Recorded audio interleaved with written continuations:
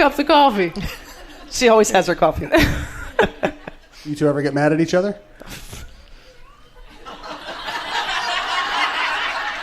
That's crazy. That's like asking, do you get mad at your siblings? Do you get mad at your family members? Yeah, we get mad at each other, but at the end of the day, we all had a common goal. So, you leave that moment where it was, and then you move on. Tell me about your business.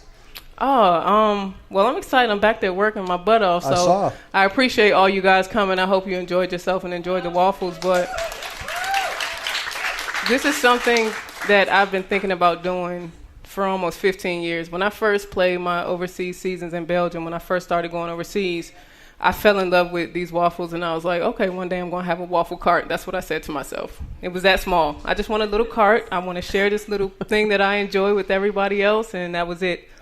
But over time, it got a little bit bigger, and I kind of hooked up with the people here at Das Gray and Butcher Salt, and became friends with them, and they kind of told me about how their truck was and a little bit about their business. So I was like, okay, maybe this can be a truck.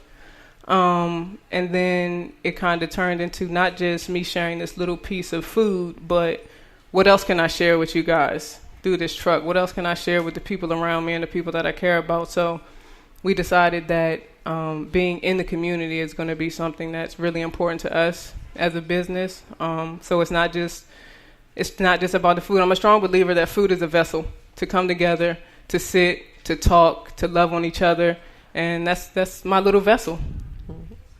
Let's give Rebekkah a hand.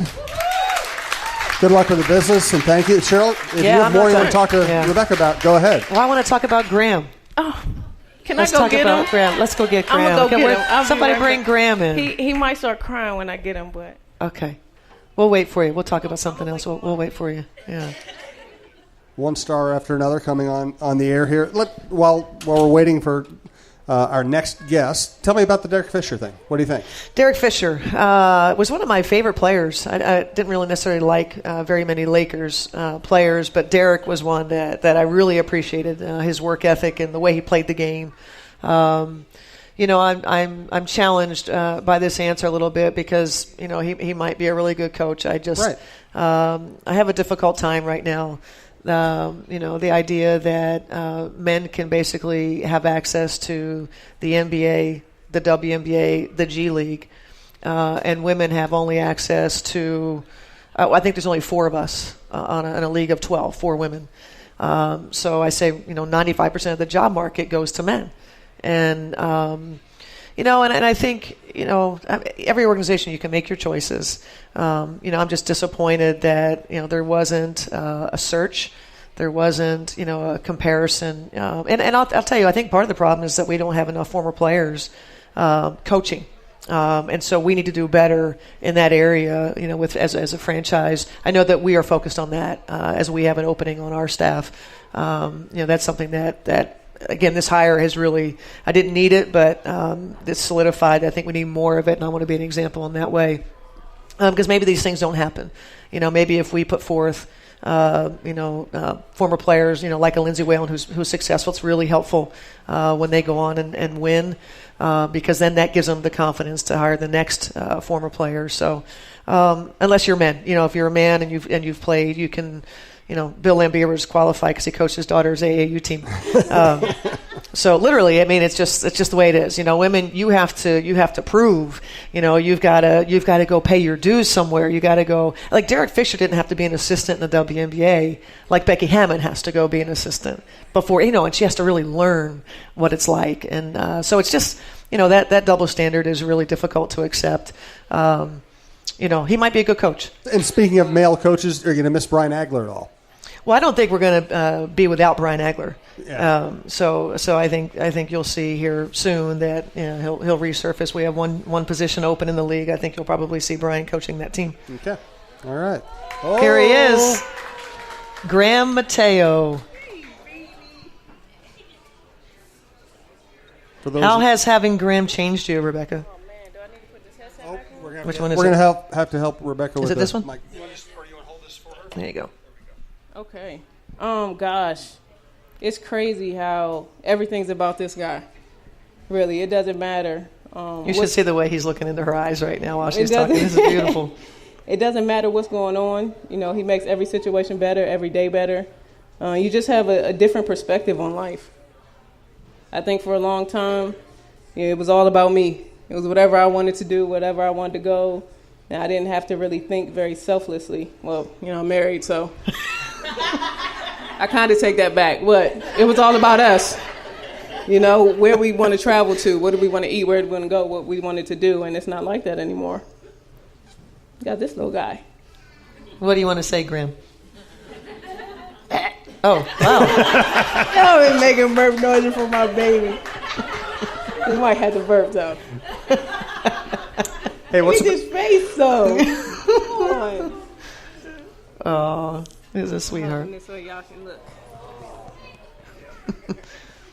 What's been like for you? Oliver gets very jealous when I love on other well, do it more then. Let's see how he reacts. Yeah. You're my one and only, Oliver. Good time to ask you both about Lindsay Whalen and her success over at the U already. What do you think? Well, she sure made it look easy. I know. I know.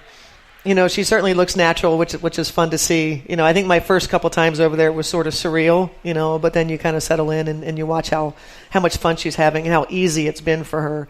I think she was really smart in that throughout her career, she probably knew deep down at some point she would be a coach. She didn't think about it seriously until the latter part of her career, but I think she was one of the players that always was collecting knowledge, and her memory is unbelievable. About different things that happened at practice, different moments where she thought was critical, where she would acknowledge if a coach, maybe a drill wasn't going very well, and instead of staying with the drill and kind of, sucking the life out of practice, leave the drill and go on to something else. She was somebody that would notice, how powerful that was and would be able to communicate that. And I just think she did that throughout her playing career, and so I think a lot of that comes out, in what she's doing. I mean, heck, I was so concerned for her that they were picked third or fourth in the Big Ten. I was concerned about that. I didn't want that pressure on her. I wanted her to be able to just go over there and kind of get her feet wet. And they're like 14th in the nation now, and she's like, whatever, Cheryl, I got this, So she's not worried about a thing. They're doing well. They got a couple good players over there. She's getting a lot of miles out of a couple players that didn't play very much. They're playing differently. Marlene Stallings' teams could score. They just didn't guard Graham's shoe. I mean, like they just didn't defend, and so completely different identity. They're defending really hard, winning ugly at times if you have to.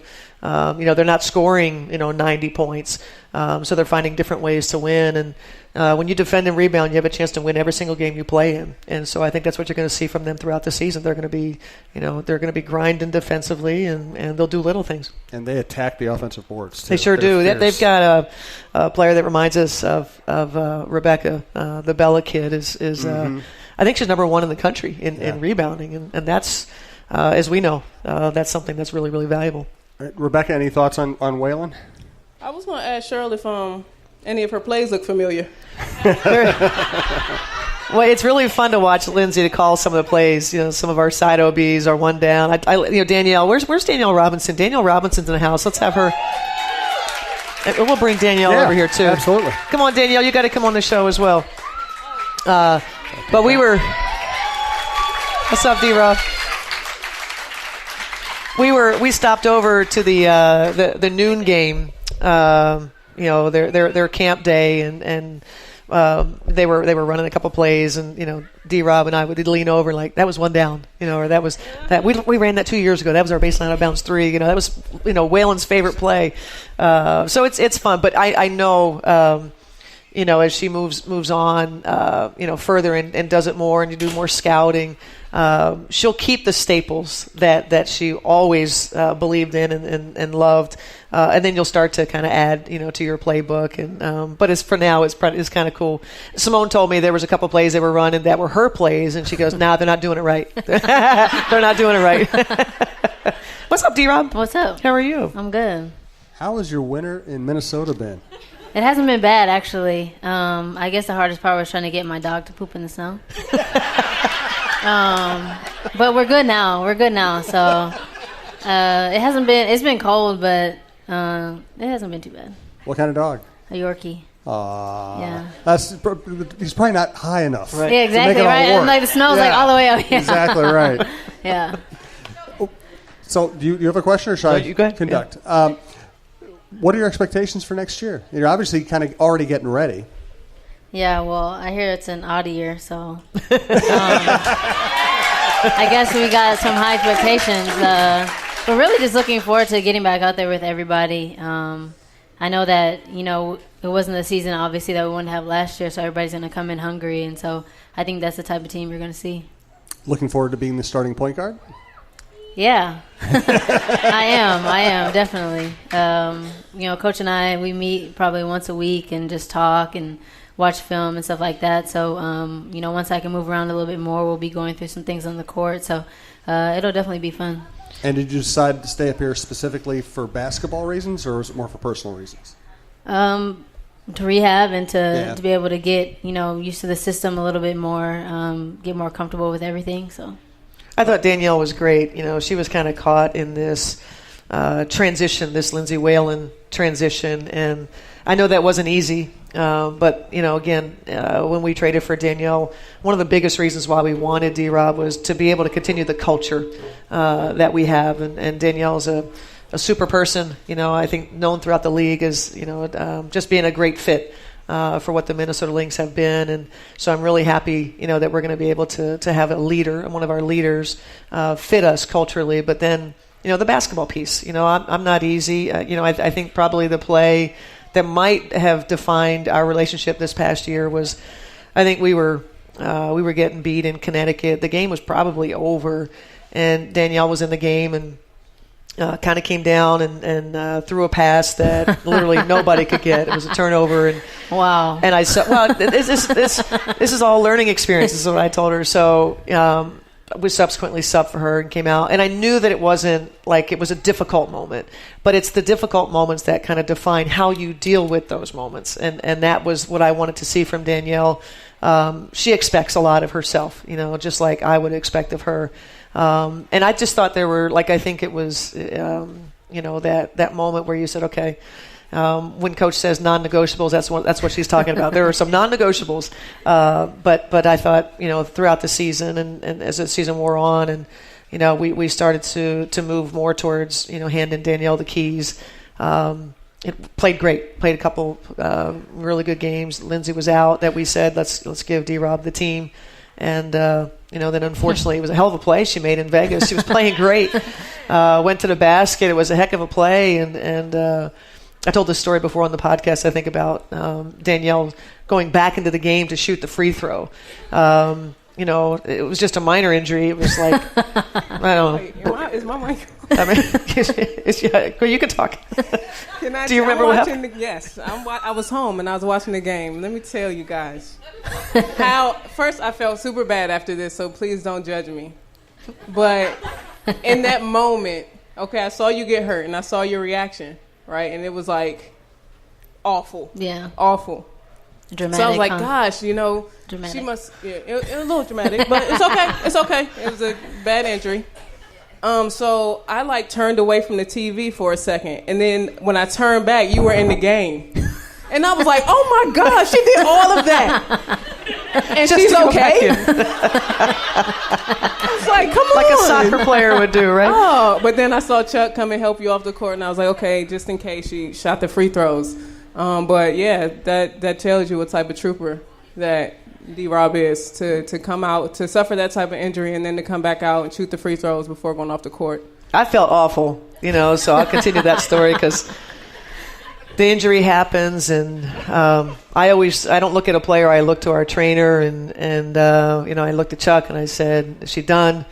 And he kind of said, "I don't know." And so I was like, "Well, gosh, if you don't know, then I gotta. If she doesn't shoot the free throw, she's done. Gotta win the game." And so I look at D-Rob, and she's in pain, and I said, I don't even know what I said to you. I said, "Can you shoot the free throws? Yeah. Can you shoot the free throws?"